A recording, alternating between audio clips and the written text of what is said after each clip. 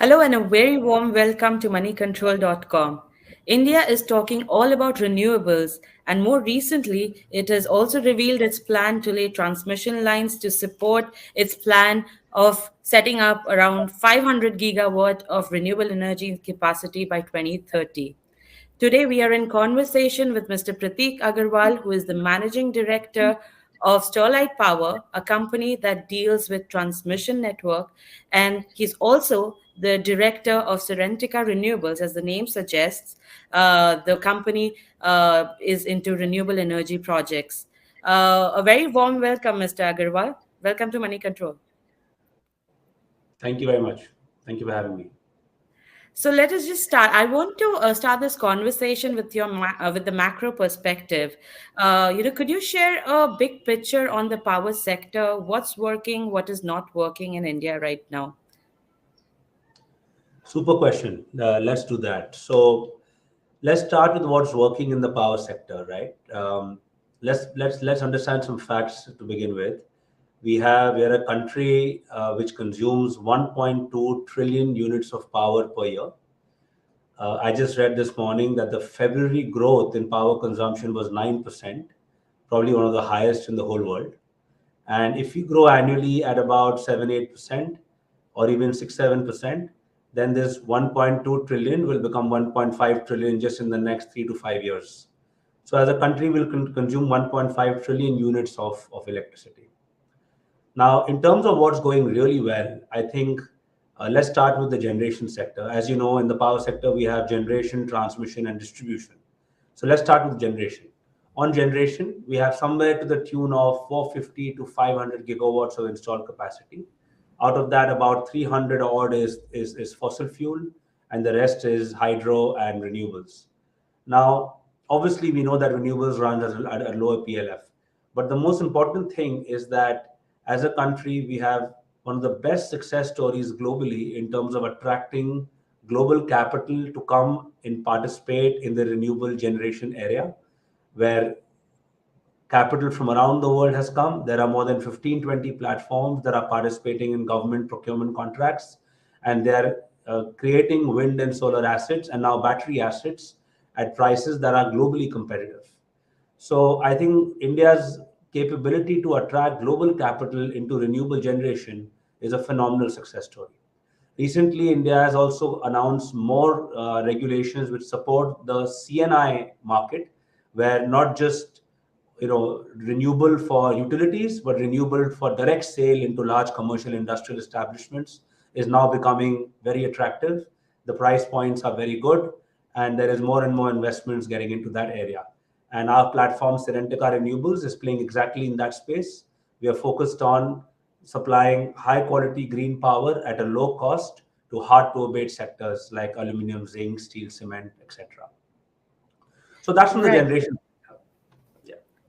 All right. And since you yourself talked about Serentica going big in the CNI sector, in last time in your conversation with Money Control, you did tell us that the actual consumption of the CNI sector with regards to renewable energy is probably just 5 to 10%, which gives a huge scope.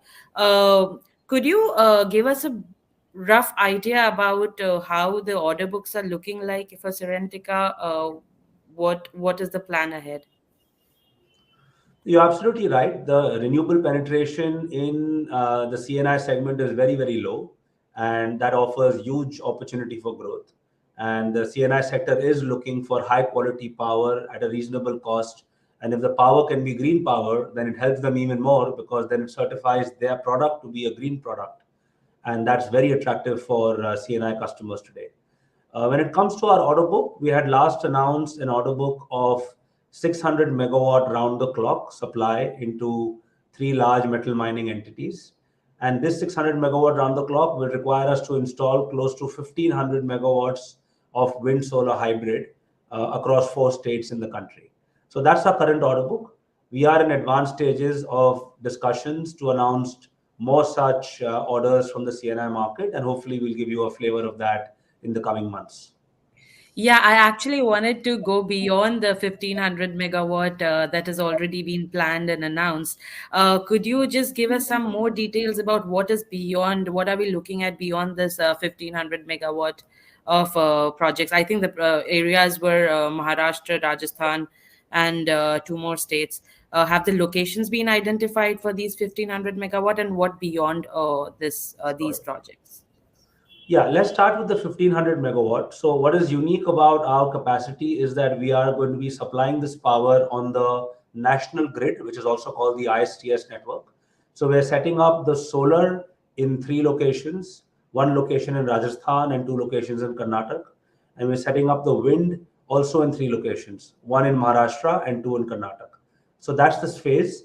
We have currently finished about 40% of the land acquisition for this phase, and we expect to hit the ground running as early as this month, and expect some amount of power to flow in the early part of next year, with the full commissioning towards the later part of next year. So that's the plan on phase one. On phase two, all I can say at this stage is that we are in advanced discussions with existing customers and new customers. We have found that this industry of materials and metals is a very large industry, very, very hungry for green power. And our offering of giving them close to round the clock power at prices which are significantly cheaper than the power produced from imported coal, and sometimes matching the price of power produced from pithead coal. I think that has turned out to be a big success story, and we hope that we'll very soon announce some more PDAs with current and new customers. Is there any, if you can give us a scope of the capacity addition beyond this that we are looking at in terms of Sure. megawatt? Sure. See, I'll give you a general view. Against the 1500 megawatts, our goal is to have 5 gigawatts, which is 5,000 megawatts of installed running capacity by 25-26. So that is almost more than three times of the current capacity. Of course, we won't bag those contracts in one go. We will go step by step, and it's very important that we prove ourselves to customers and to ourselves before we take on large projects. So yes, I think 5 gigawatts is very achievable in the next 3 to 4 years of installed capacity, and in time to come, we'll grow beyond that. I must also add that we will be looking at storage, because storage is a critical component of delivering round-the-clock renewable energy.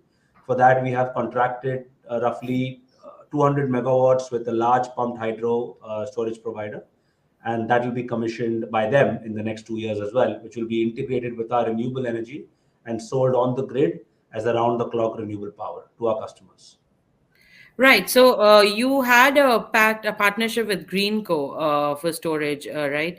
And that was for 1500. So this 200 is a part of that. That's the first phase, probably.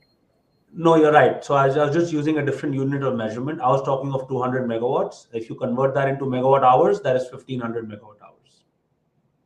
Got it. Right. So anything beyond that, by when do we see this, being commissioned? This So, pumped hydro storage. so that is entirely in the scope of our partners. They are telling us that the phase one gets commissioned somewhere next year, and phase two gets commissioned in the year after. So we are in touch with our partners for that, with Greenco specifically. Right. And the government has also recently released the pumped hydro storage policy. What are your views on that if you went through it? Sorry, one second.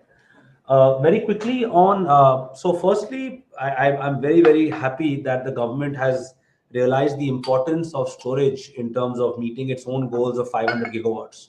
I think everybody in the world understands that you cannot do renewable energy at large scale without having an equally large vision for storage, whether it's battery or pumped hydro or something else. I think the price point at which pumped hydro is available is likely to be the most competitive for long duration storage, and long duration storage is perhaps more important than short duration storage. So I think it's absolutely the right policy. I think the government coming up front and coming up with the regulations and the enabling clauses which allow entrepreneurs like us to think about pump storage. I think that's an excellent idea, and we look forward to this policy turning into real projects in the coming months. Right. And A few months ago, I also wrote, all of us wrote about this big investment from KKR. What is do we have a final percentage of stake that KKR would have in Serentica? So KKR and us have a long relationship. Our first transaction was at IndiGrid, which was the operating InvIT of transmission that we created, and KKR came in along with their other partners. You can say this is our second or third partnership with KKR. We have not disclosed the percentage. It's a confidential item which we're not at liberty to disclose. But KKR is a significant shareholder in that platform, and they are providing the capital for phase one along with other sources of our internal capital and customer capital.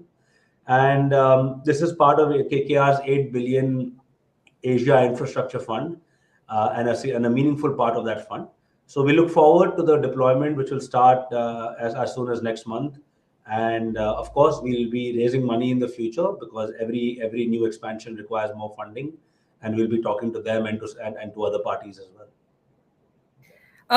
This year, do we would we hear about any fresh, I mean, investments coming in and new announcements that we would hear from Yeah, Serentica? I would say, I mean, without committing anything, I mean, you should definitely look at new announcements first on the additional PDAs, which are additional order book, you can say, for Serentica.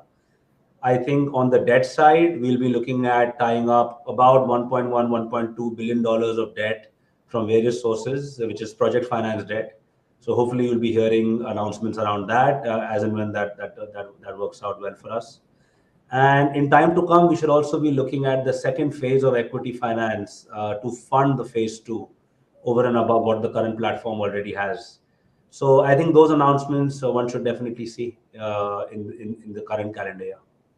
And in the next 5 years, for the company's plan, is there also any big plan for capacity addition? Because you have an ambition of 5,000 megawatt uh, Yeah.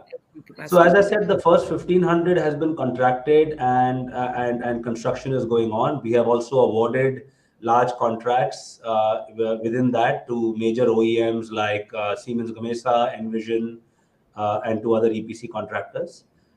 As and when we are able to secure additional PDAs, that will then convert into capacity expansion. Hopefully to the tune we have already done, or maybe even bigger than that. So as I said, as soon as we have signed some more agreements, we will come back and announce that, and we will announce the execution plan, which will necessarily result in a capacity expansion beyond the 1,500. Right. And I'll come to Sterlite now. I think the government's announcement on this transmission line for its 500 gigawatt of green energy was a huge one. What does Serentica have? I mean, sorry, Sterlite. What is the takeaway for Sterlite, companies like Sterlite in that? Sure. Let me give you a quick overview if you don't mind. Firstly, Sterlite has been in the business of transmission concessions ever since 2010. We are the first entrant in the country with the first ever project awarded was backed by us. Since then, we have bagged more than now, I believe, 18 projects representing close to 28 to 30% of the entire market since inception of this business has been executed. We are also proud that we have executed more projects than any other player in the country. And we're extremely proud to say that we have brought down the commissioning time where the average project used to be delayed by 2 to 3 years. Now, most projects are commissioned on schedule or before schedule. And some of our own projects have been commissioned as much as 1 year ahead of schedule. So we're very proud of the contribution that we have made to transmission and therefore in turn to the entire energy sector and electricity sector of India. And a lot of credit also goes to the government for allowing private sector participation in transmission, which is something that only two large countries in the world have done, which is India and Brazil. And because of this, India has a single unified grid, and somebody can produce wind power in Tamil Nadu and sell that to Srinagar, and they can do that, without any challenges. And that's the beauty of having a single grid in the country. So now coming to your question on the 500 gigawatt transmission plan, this is a much needed and a very timely effort done by the government, where they understand that one of the biggest challenges on achieving 500 gigawatt renewable is transmission. The other challenges, of course, are land and storage. And on transmission, while you can build a wind and solar plant in 18 months, but the transmission usually takes 2 to 3 years to build. And it's getting harder and harder with more and more urbanization, more right of way issues. So I think for the government to give a clear signal that they are going to award 2-3 lakh crores of transmission in the next 7 years, this allows companies like us to plan. We need to hire, we need to invest in factories, we need to invest in test beds, we need to invest in design capabilities. And this allows us to really plan our business very well and sends a very strong message also to the financial community that this is an asset class which has proven itself, but also is an asset class which will attract more dollars in the coming 7 years. So I think net excellent move, and we look forward to. We are currently looking at close to 50,000 crores of projects which are being tendered as we speak, and will the tendering process will finish in the current year. And with this will be the largest ever transmission project outlay ever done in India. And I will also say it's the largest project, transmission project award on PPP basis happening anywhere in the world, in a single year to be doing $7 billion. Right. Good that we are talking about transmission. In India, the problem is also that though we have provided access to electricity, but the quality of electricity is pretty poor in many parts. And transmission lines are also in a lot of regions pretty old. So, what is your overview about overhauling the whole system? And with renewable energy coming in, uh, how much? Also, I would also like you to touch upon the cost escalation. What would is you being an expert in the field, how much is the cost escalation do we see with the RE factor coming in with regards to transmission projects? Okay, great. So there are two, three questions there. Let me start one by one. I think, just to be clear, questions on transmission, not on distribution, correct? Yeah, I want to talk about transmission because I feel Transmission. that's very less talked about. Absolutely correct. Yeah, yeah, absolutely right. See, I think there is no question that the cost of transmission for RE is higher than the cost of transmission for, let's say, regular thermal energy. And the reason is very simple. If you build a line, transmission line for RE, that line is only going to be occupied 30-40% of the day. Now, if you do co-located RE, probably the line is going to be occupied 50%, as opposed to a thermal project where the line is occupied 70, 80, 90%. So the same line has a lower utility, and therefore the cost of transmission is bound to go up. Having said that, let's remember that out of a 5 rupee power that you might be paying or that a factory might be paying, the cost of transmission is only 40 paise out of that 5 rupees. So that 40 paise going up by 10% is not a big deal. What's more important is that you build enough transmission so that nobody has to pay 12 rupee power because they are islanded or they are bottled and they're disconnected from the source of the cheap power. And that's why the transmission is extremely important. Even if the cost of transmission is higher, but allows people to buy cheaper electricity, and hence the overall cost of power goes down by investing more in transmission. I think this is a very important nuance that people must understand about transmission. And that's why the whole world is talking about that without transmission, there can be no energy transition. And this is what US is saying, what Europe is saying. And I think I'm very happy that India is slightly ahead of the curve on this.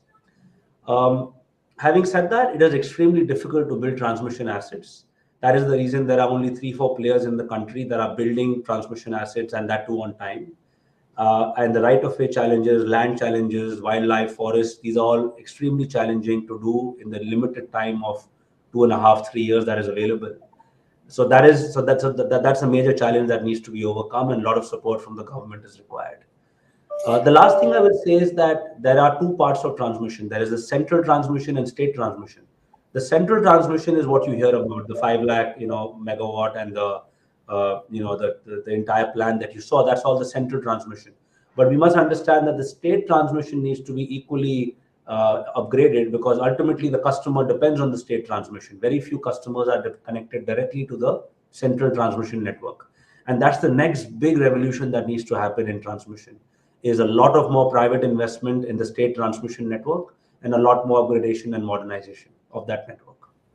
So, a very good point about state transmission being the focus area. But, what could be done? Because obviously, electricity is a state subject, and it's very difficult to kind of go after every state. So, what is the solution according to you? What can be done to create a kind of uniformity in the pace of transmission projects, and also, improve the quality with better replacements of the lines? Okay, I think there are several things that can be done. Let's talk in totality with regards to, let's say, the goal in front of us is that how do you give 24/7 uninterrupted power, if possible, substantial green power to the average household, average office, and average factory in the country. I think that's imperative. Without that, there is no way we can achieve any of our goals as a nation. And especially the Make in India goal is impossible without high quality power at a low cost reaching every factory. So let's start with addressing the state transmission problem. I think the state transmission problem has a very, very clear solution in front of it, which is simply do what the center has done. The center has removed the role of the monopoly. 15 years ago, there was a single monopoly building all assets without competition. Now there is a competitive process where everybody, including the state-owned, the centrally owned monopoly, what used to be a monopoly, now participates in the bids and doesn't win most of the bids. They win about 40-50%. They're a great organization, but as a result, there is competitive pressure and everybody competes. The cost goes down and the timelines have to be adhered to. And the most important thing, the state government or the central government's funds are not being used anymore.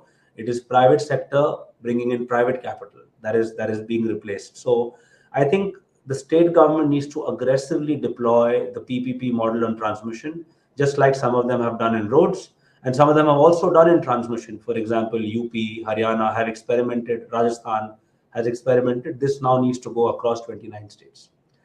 I think this alone will not solve the challenge, however. We have to remember that ultimately you also have a discom, and the discom needs to be fixed because probably 90% of customers in the country will continue to be reliant on the discom because they are not large enough to directly draw power from the state transco or from the central transco.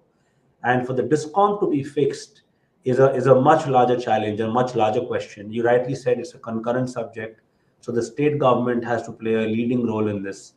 But I would like to say there are things that can be done. I think the latest proposal on the Electricity Act amendment, which talks about separation of carriage and content, this is very important. This is exactly what happened to the airline industry, right? You had only one PSU monopolistic airline 25 years ago. Then 6, 7 airlines came. They improved the quality of all airlines, including that monopolistic airline, and they reduced prices for everybody. So same thing can happen if you do open access in the last mile. I think that can really help. I think ultimately we would need to privatize distribution companies. We can see that in the 4 privatized distribution companies in the country, they're, I think, all profitable. There are single digit losses as opposed to 30-40% losses in some discoms.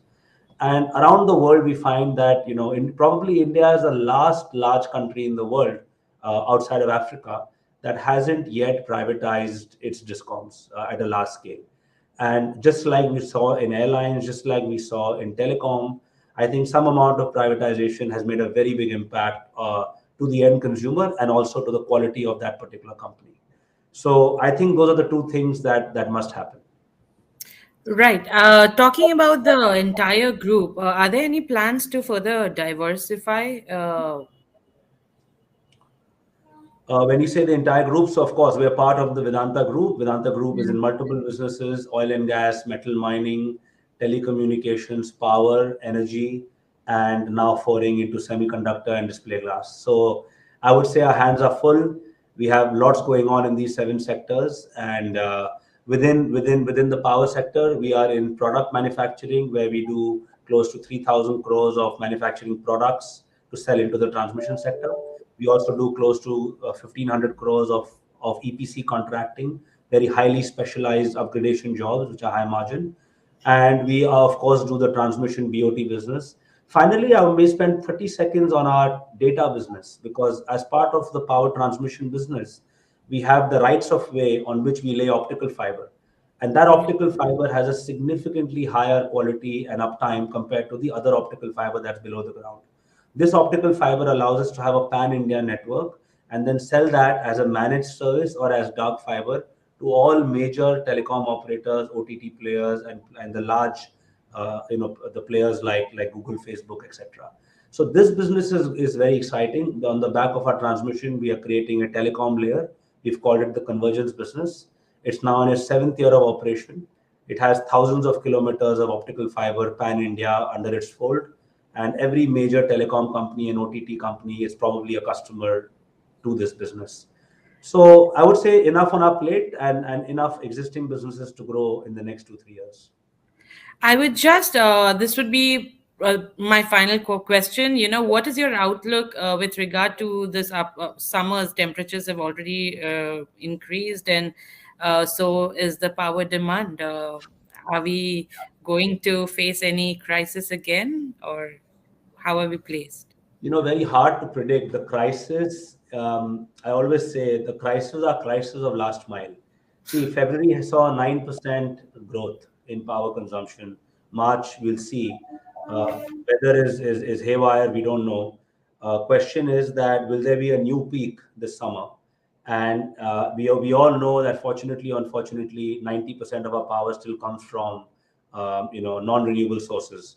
So it really comes down to what can the monopolistic PSU, which supplies the coal, most of the coal in the country, what can they produce, and what can Rail India transport, right down to the last mile. So that's always a tough one to predict. I would like to say, however, that I think the new mining policy for commercial coal mining they've awarded, if I'm not mistaken, maybe close to 50 mines so far, and many of those mines will start producing in the next 24 months. So in a way, you have privatized, you can say, or deregulated the coal business. And once private sector comes in, then hopefully coal shortages are a thing of the past. But obviously, as a renewable player, that's not good. That's not good news, and it's not good news for the planet. I do hope that the 500 gigawatt story comes true, and very soon all shortages in power are being met purely by renewable and not by any extra coal mining. And I hope that by 24-25, that situation will arise in the country.